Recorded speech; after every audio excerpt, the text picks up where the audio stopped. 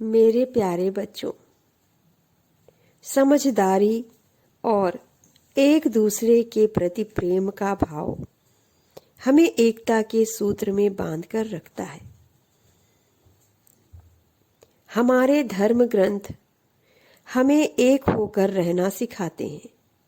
हमारी धार्मिकता हमारे मन में एकता की भावना का विकास करती है। हमें आपस में मिलजुल कर रहना चाहिए, लड़ना झगड़ना नहीं चाहिए। बच्चों, कैसे हुआ अधिकार? यह कहानी समझदारी और परस्पर प्रेम सिखाती है। प्राचीन काल की बात है। प्राचीन काल मतलब पुराने समय की। दानवों और देवताओं में अत्यंत शत्रुता थी।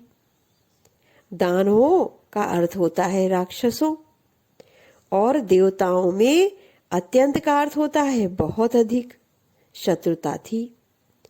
सत्ता के अधिकार के लिए दानव देवताओं पर प्रायः मतलब अक्सर आक्रमण मतलब हमला कर युद्ध कर देते थे। देवता बहुत ही शांतिपूर्ण स्वभाव के थे, जबकि दानव झगड़ालू थे। देवता बहुत बुद्धिमान थे। उन्हें लड़ना झगड़ना अच्छा नहीं लगता था।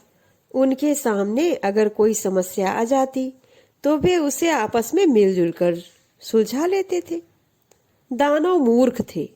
मूर्ख का अर्थ होता है बेवकूफ। उनके सामने कोई समस्या होती तो वे लड़ने झगड़ने लगते थे।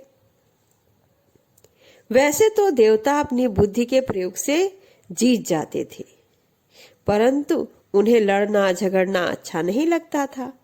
दानव यदि युद्ध में हार जाते तो वे चैन से नहीं बैठते थे। वे दोबारा युद्ध करने की योजना बनाने लगते थे।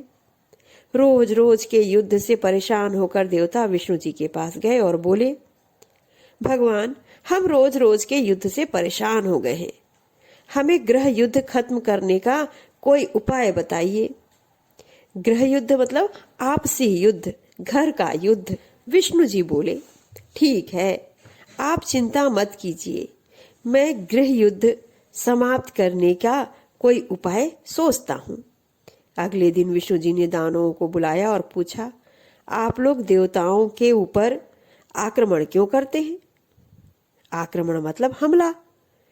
दानव बोले, भगवान, स्वर्ग पर हमारा अधिकार है, देवताओं का नहीं। आप देवताओं से कहिए वे स्वर्ग छोड़कर चले जाएं।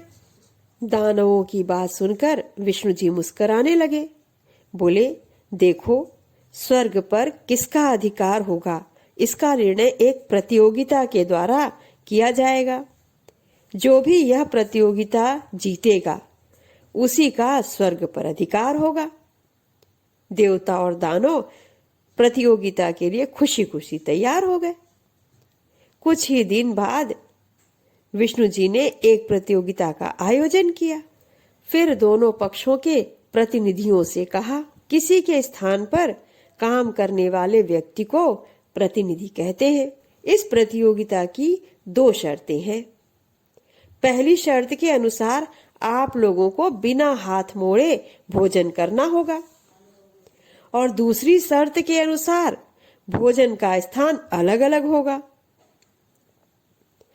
प्रतियोगिता आरंभ हो गई।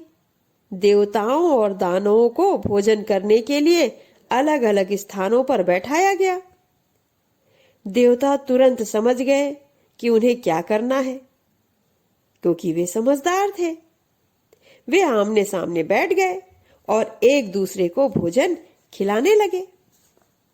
इस तरह से उनका पेट भर गया और उन्होंने मिलजुल कर काम कर लिया। उन्हें हाथ मोड़ने की आवश्यकता ही नहीं हुई। उन्होंने आनंद पूर्वक भोजन किया। दूसरी ओर दानवों को कुछ समझ नहीं आया। वे इधर उधर देखते रहे, फिर थालियों में मुंह डालकर भोजन करने लगे, जिसके परिणाम स्वरूप का मतलब होता है फल स्वरूप, मतलब जिसके कारण उनके वस्त्र और मुंह गंदे हो गए। उनका भोजन भी इधर उधर फैल गया।